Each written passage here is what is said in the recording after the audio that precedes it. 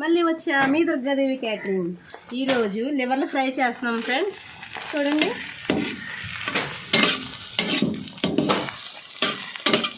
Chicken దాంట్లో వస్తాయి కదా, అవి లివర్లు ఫ్రై చేయమన్నారు, చేస్తున్నాం.